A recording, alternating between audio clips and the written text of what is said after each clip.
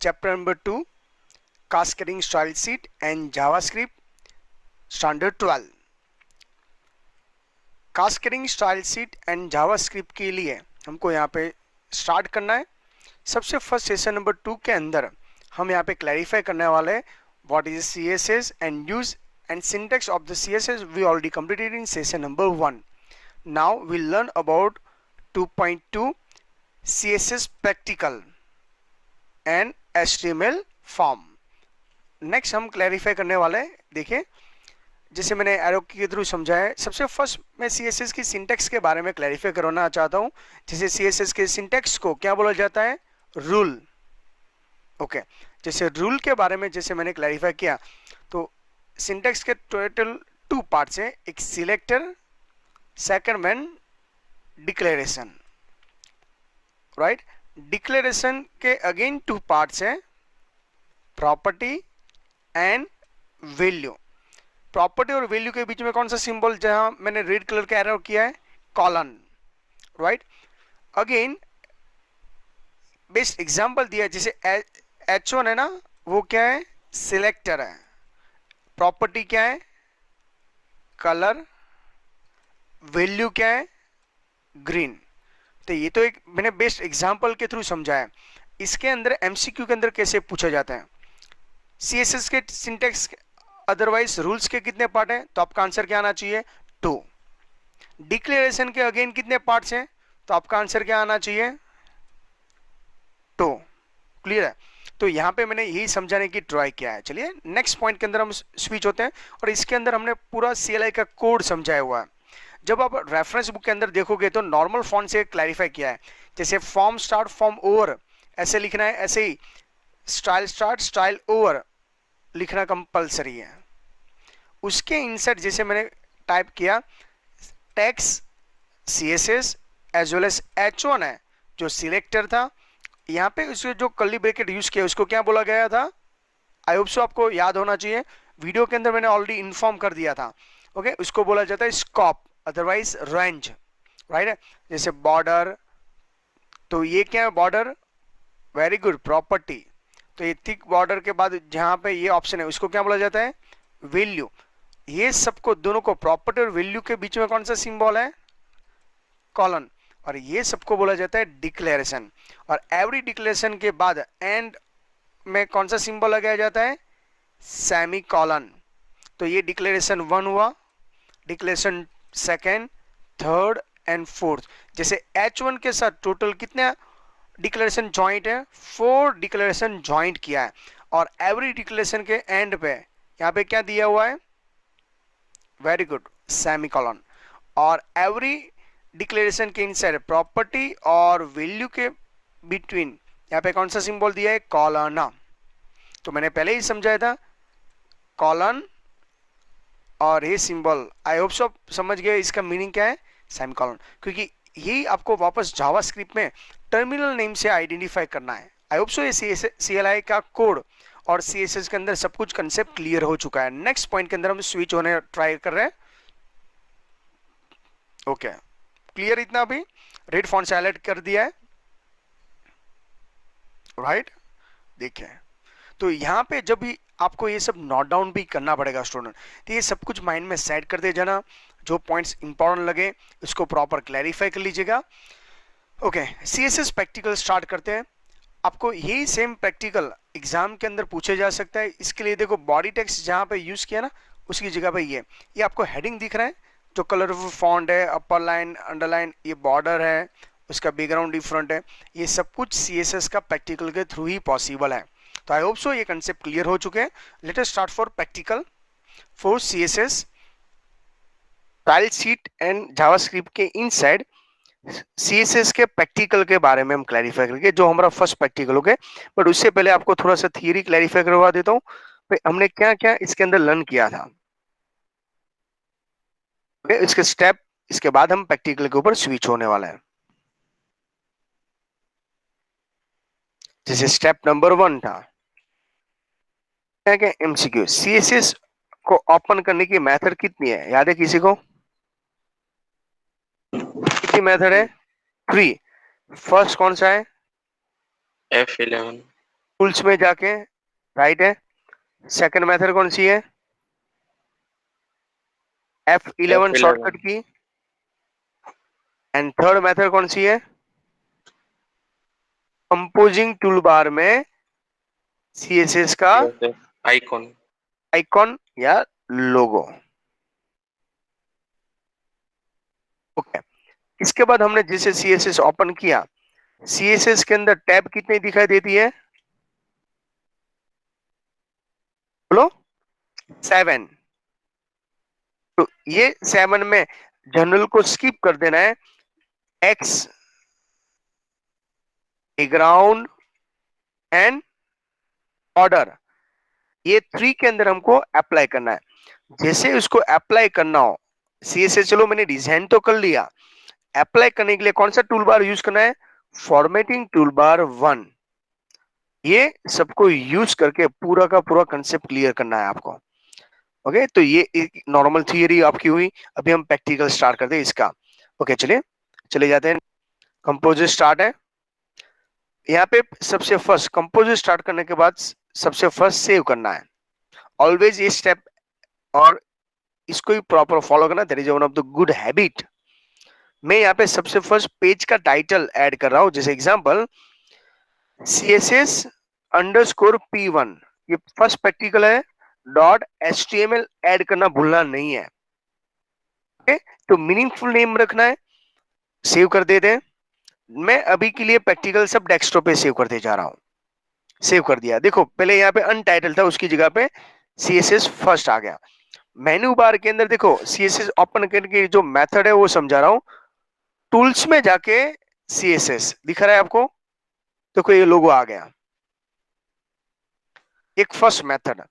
आपकी वी से सर यहाँ पे नहीं जाना है, तो देखो ये कंपोजिट टूलबार में लोगो यहाँ पर भी है, दिख रहा है CSS एडिटर, तो यहाँ पर भी है। तो भी यहाँ पे ऑप्शन आ जाएगा। और मैं अभी इस कीबोर्ड का यूज करके शॉर्टकट की F11 प्रेस कर रहा हूं, तो भी यही ऑप्शन आता है। तो अभी आपको समझ में आया CSS यूज करने की टोटल मेथड कितनी है? 3।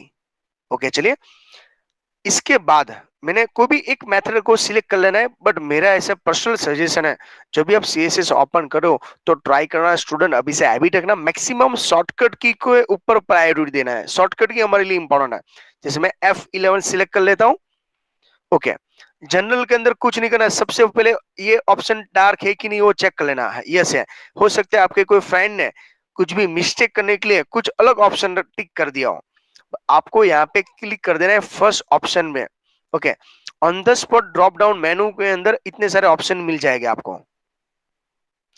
तो इसके हिसाब से पहले हम इजीली H1 सिलेक्ट करते हैं और स्टाइल टूल अप्लाई करते हैं।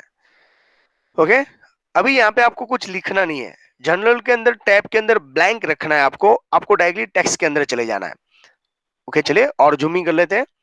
तो सबसे फर्स्ट फॉन्ट फैमिली के अंदर आपको 2 ऑप्शन है, अनस्पेसिफाइड और प्री डिफाइंड। मैं प्री डिफाइंड पे क्लिक करता हूं। उसके अंदर अगेन मोर देन 2 या 3 वेराइटीज है, सेरिफ एंड सन सेरिफ, जिसका ये 11 का बेस था। सेरिफ फॉन्ट, सन सेरिफ फॉन्ट एक्चुअली है क्या, तो इसके अंदर आपको ये कंसेप्ट क्लियर होना चाहिए। सेरिफ फॉन्ट कैसा था? अनडेकोरेटेड। सेरिफ डेकोरेटेड है। जैसे मैं अभी हेडिंग के लिए सन सेरिफ यूज कर रहा हूं, राइट है। उसके बाद वापस हम नेक्स्ट पॉइंट के अंदर हम चले जाएंगे। फॉन्ट साइज हम यूज करेंगे। ओके, तो फॉन्ट साइज बड़ी रखने के लिए, क्योंकि हेडिंग है ना, तो मैं यहाँ पे एक एक्स्ट्रा ऑप्शन यूज करता हूँ, एक्स लार्ज। ओके, इसके बाद लाइन हाइट नॉर्मल। आप अभी आप प्रैक्टिस करोगे तभी और भी समझ में आएगा मैं यही ऑप्शन क्यों ऐड कर रहा हूँ, उसके पीछे रीजन एक्चुअली क्या है। ओके, तो आप खुद प्रैक्टिकल करोगे तो और भी इसके अंदर पॉइंट समझ में आने लगेंगे। उसके बाद ही नेक्स्ट पॉइंट के अंदर हम स्विच होते हैं। ओके, चलिए नेक्स्ट, कलर। ये कलर किसकी बात कर रहे हैं? टेक्स्ट कलर की बात कर रहे हैं हम, राइट है। तो दूसरे ऑप्शन पे सिलेक्ट नहीं करना है। तो कई स्टूडेंट को बैकग्राउंड कलर या क्या सिलेक्ट करो, मैं अभी डार्क कलर सिलेक्ट कर लेता हूँ। तो देखो जैसे मैं यहाँ पे कुछ भी अप्लाई करता हूँ तो प्रीव्यू में यहाँ पे दिखाई देता है। ओके, चलिए फॉन्ट तो बोल्डर रखना है। देखो एक एक ऑप्शन ऑब्जर्व करो, ये नॉर्मल है, ये बोल्ड है, पर जब मैं बोल्डर करता हूँ तो और भी ठीक हो जाएगा। तो बोल्ड और बोल्डर में लाइटर तो लाइट, नॉर्मल जैसा, इनहेरिटेड ओके, तो मेरे हिसाब से आप बोल्डर रखिए।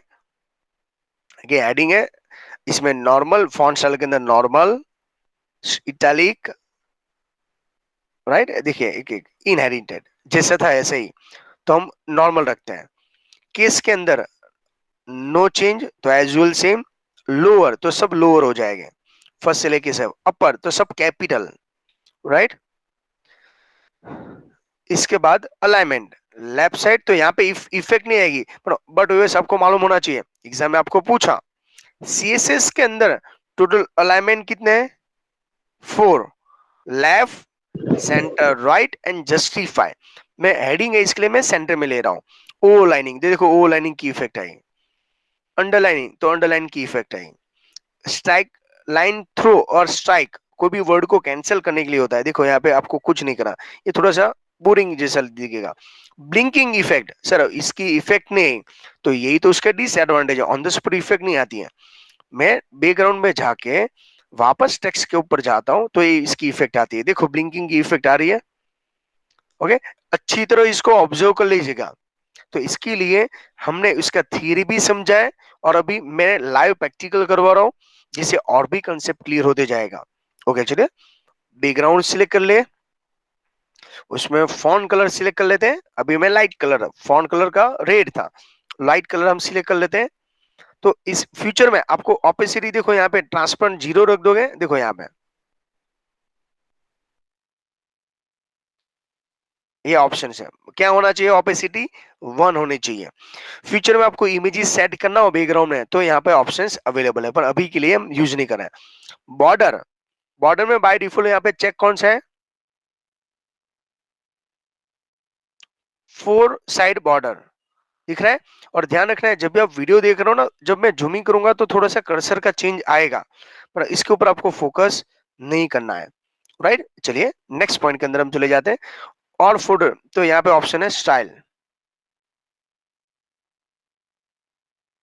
ओके, इसमें मैं डॉटेड रखता हूँ जिससे आपको प्रॉपर ग्रिड वीडियो के अंदर दिख जाएगा, और मैं डार्क कलर ब्लू रख देता हूँ।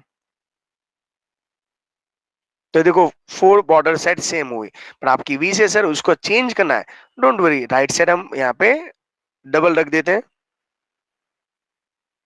लेफ्ट साइड डबल कर देते हैं, और कलर चेंज कर दो एज पर योर रिक्वायरमेंट।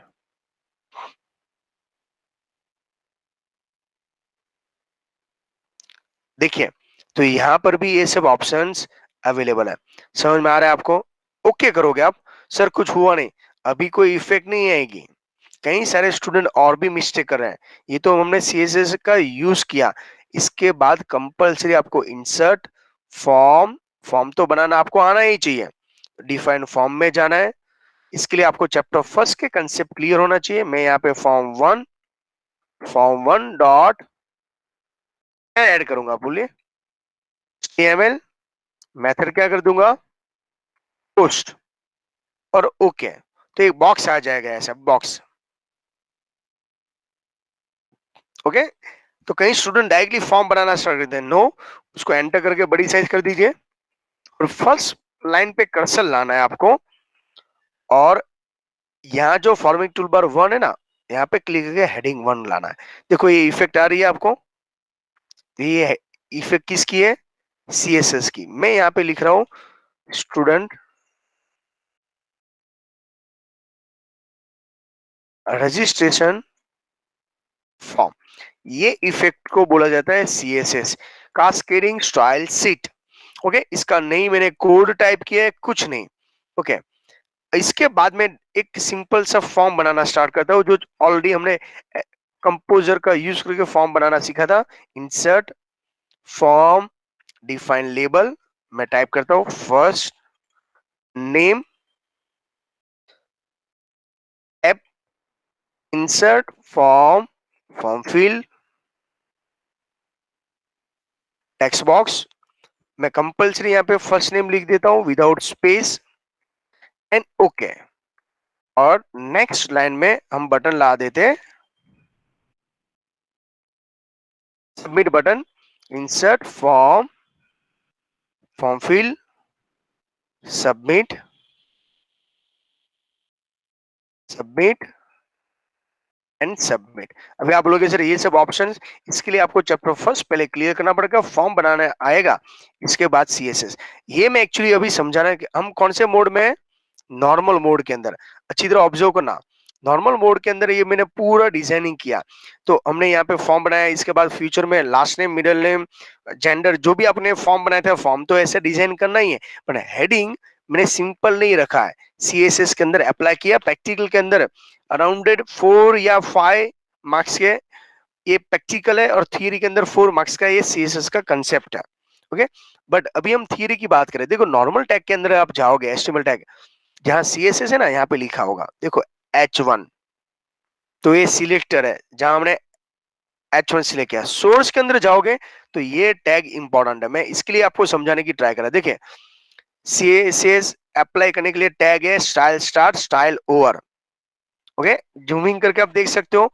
अभी आप टेक्स्ट बुक के अंदर देखोगे तो, और देखो यहाँ पे लिखा है style start types text CSS. ये एक्चुअली आपने टाइप नहीं किया है, कंपोजर खुद टाइप करके देता है। H1 था ना, वो सिलेक्टर था। देखो यहाँ पे कर्ली ब्रैकेट स्टार्ट, लास्ट में कर्ली ब्रैकेट ओवर किया है, और टैग को ओवर किया है, स्टाइल से ओवर किया हुआ है।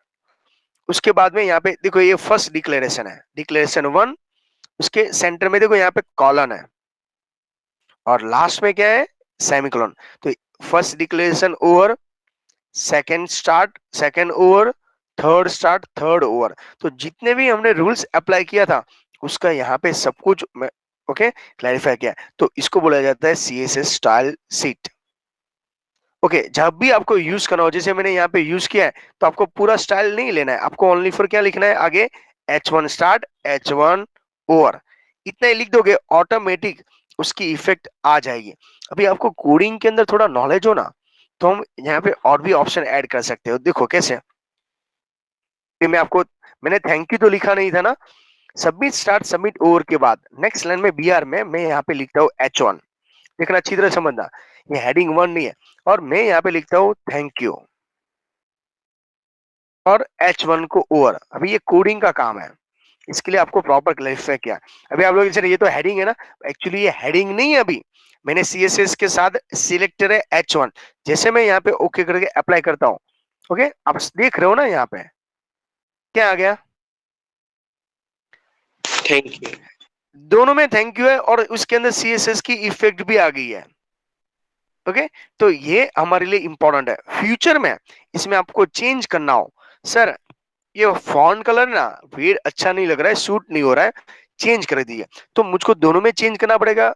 हाँ, नॉर्मल पर्सन जिसको सीएसएस नहीं आता वो क्या करेगा, यहाँ पे जाएगा, फॉन्ट कलर के अंदर जाएगा, ब्लू करेगा, ओके करेगा, वापस यहाँ पे जाएगा, सिलेक्ट करेगा एक एक को। ये तो ठीक है, सिंगल पेज है, ऐसे वेबसाइट के अंदर 1000 पेज होते हैं, एक एक पेज में चेंज करने जाओगे तो वेबसाइट को मेंटेन करना हमारे लिए टीडियस हो जाता है। ओके, जैसे मेरे जैसा वेब डिजाइनर होगा, मेरी खुद की वेबसाइट है, और ऐसा मैं हर रोज लोगो चेंज करता हूँ या फॉन्ट कलर चेंज करूंगा, तो मेरे लिए तो वेबसाइट को मेंटेन करना हार्ड हो जाएगा। ओके, एग्जांपल दूं, अमेजोन है, वो 5 5 मिनट्स के अंदर उसकी प्राइस चेंज करता है प्रोडक्ट की, तो क्या वो एक एक में करना चाहता है? नो, ऐसे उसके पास करोड़ प्रोडक्ट है जो ऑनलाइन सेलिंग करता है, तो ऑटोमेटिकली आउट ऑफ स्टॉक ये सब कैसे मेंटेन कर सकता है? तो सीएसएस उसके लिए इजी रहता है, ये सब सीरियस वर्क नहीं करना हो।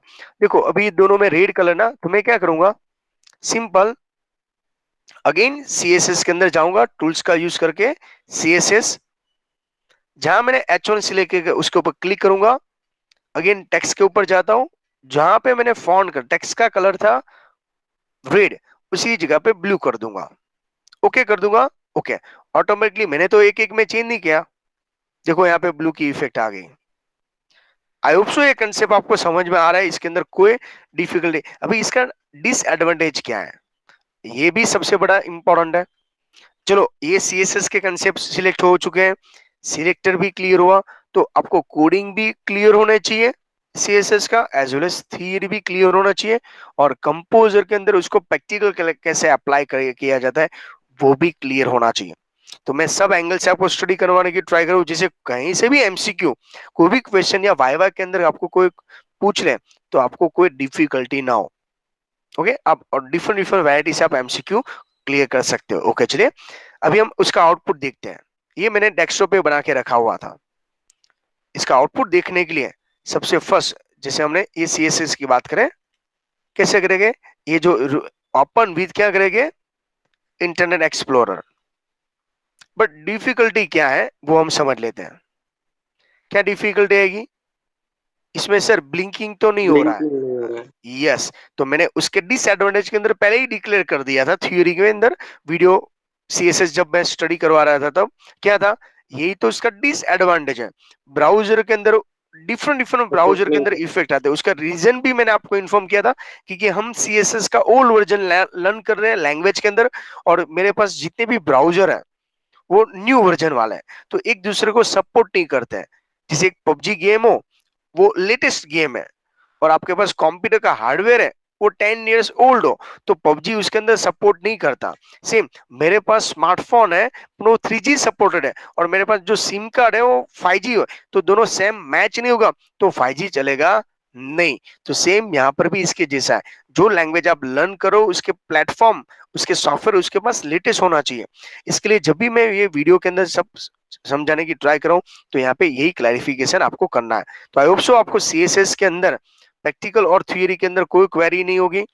ओके, तो यहाँ पे आपको क्लियर होना चाहिए, तो यहाँ पे कोई डिफिकल्टी नहीं होना चाहिए। तो ये सिंपल मैंने फॉर्म बना के आपको CSS क्लैरिफाई किया। उसका टैग अच्छी तरह समझ लेना। तो देखो मैंने हेडिंग 1 कितनी बार बनाया था, ये कोडिंग मैंने कितनी बार लिखा है, 1 टाइम, और उसका यूज कितनी बार किया है, 2 टू टाइम। टाइम। एक थैंक यू के लिए और एक फर्स्ट नेम के लिए। देखो यहाँ पे, तो मेरे लिए तो अच्छा है ना, बेनिफिट हुआ ना। यू डिजाइन कितना किया, इनके से H1 नाम का कोडिंग नहीं होता, तो देखो ये पूरा का पूरा टैग मुझको वापस यहाँ पे लिखना पड़ता स्टूडेंट रजिस्ट्रेशन फॉर्म के लिए, यही सेम कोडिंग इसके लिए भी लिखना पड़ता। मैंने ऐसा नहीं किया है, उसको एक ही बार लिखा है, और उसका यूज मीन्स उसका जो सिलेक्टर है वो मैंने यूज करके यहाँ पे अनलिमिटेड टाइम यूज कर। Okay, thank you very much student.